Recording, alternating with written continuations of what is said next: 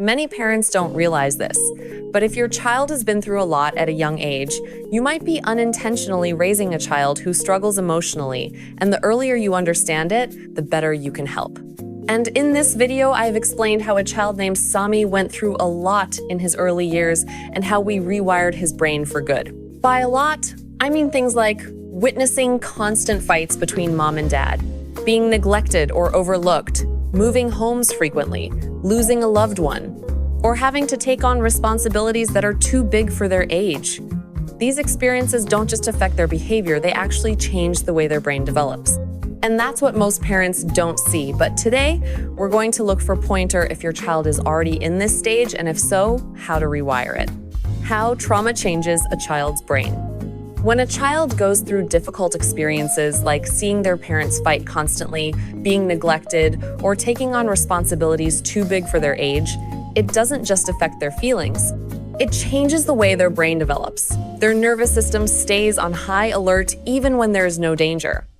This makes them anxious, overly cautious, or quick to react to small stresses. They may startle easily, have trouble sleeping, or struggle to focus in school. Their brain learns to expect problems and responds as if every situation could be threatening. This is survival, not bad behavior, and understanding this is the first step to helping them. In my clinic, I often see cases like 8-year-old Sami, whose parents divorced when he was very young. He would flinch at loud voices, refuse to join group activities, and constantly worry about doing something wrong. Once we understood that his reactions were a result of early stress, not disobedience, we could start helping him feel safe and regain control over his emotions.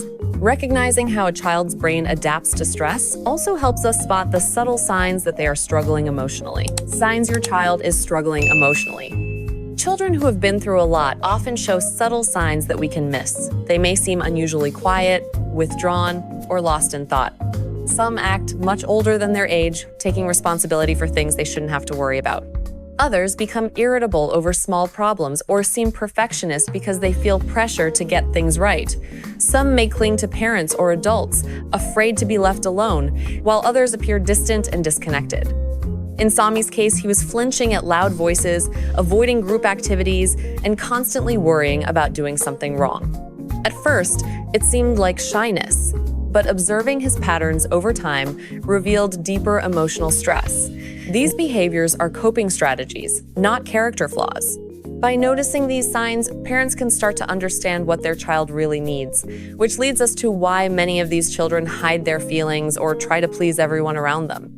Why children develop people-pleasing or silent coping. Children who face stress early in life quickly learn that expressing their true feelings can feel unsafe. For example, if a child grows up in a home with constant arguments, neglect, or unpredictability, showing anger, sadness, or frustration might lead to punishment, criticism, or further conflict.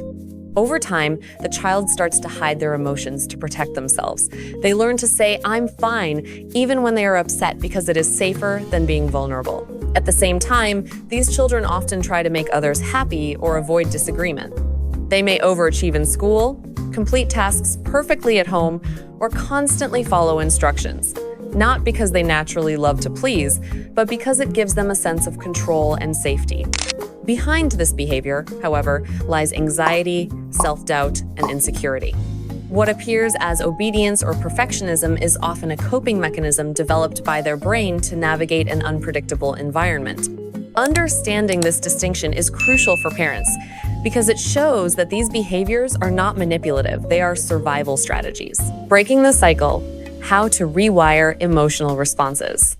The good news is that children's brains are incredibly flexible, even after early stress or trauma.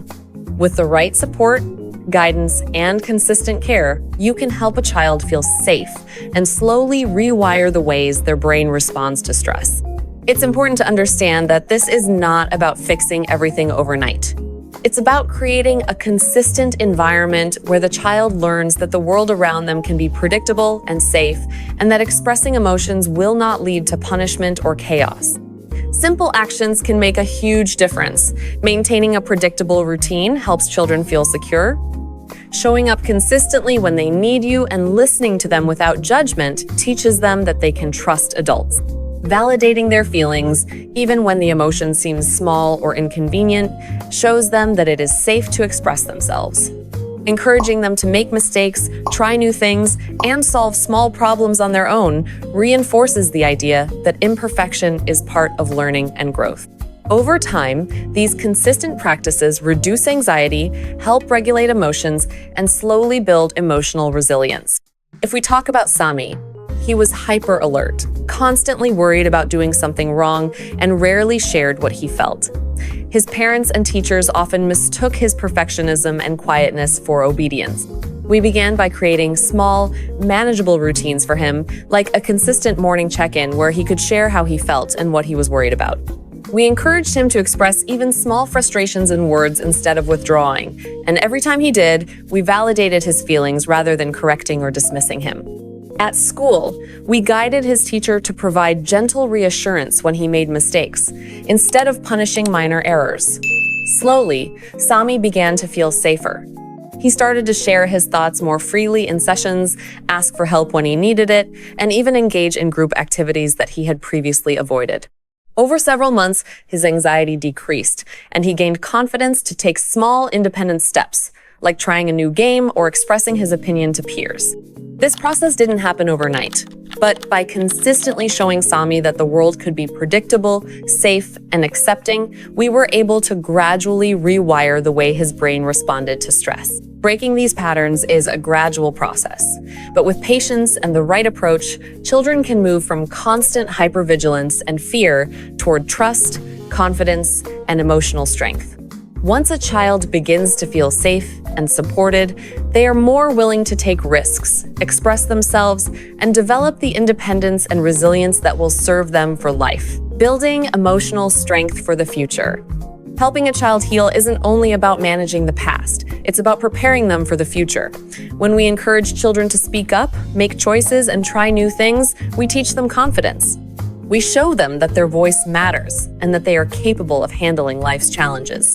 Supporting friendships, hobbies, and self-expression helps them feel capable and valued, which reinforces their sense of self and empowers them to explore the world with curiosity rather than fear.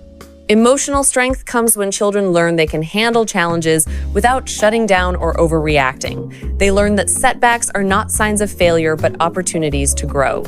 Research shows that positive relationships, whether with family, teachers, or peers, are among the strongest predictors of children's well-being and resilience, even when they have experienced adversity early in life. Studies involving large groups of children across many countries find that supportive family relations, friendships, and safe home environments significantly predict better psychological well-being and resilience outcomes. This means when a child feels supported and connected, their brain begins to interpret the world as less threatening and more manageable over time. With patience, guidance, and understanding, children who have been through a lot can grow into resilient, emotionally healthy adults. They learn to regulate their emotions, solve problems, and build meaningful relationships. And when we focus on building this strength, we also start to see how these lessons transform the parent-child relationship. Parents become not just caregivers, but trusted anchors. This sets the stage for deeper trust and connection, where children feel safe to express themselves, take healthy risks, and face the future with confidence.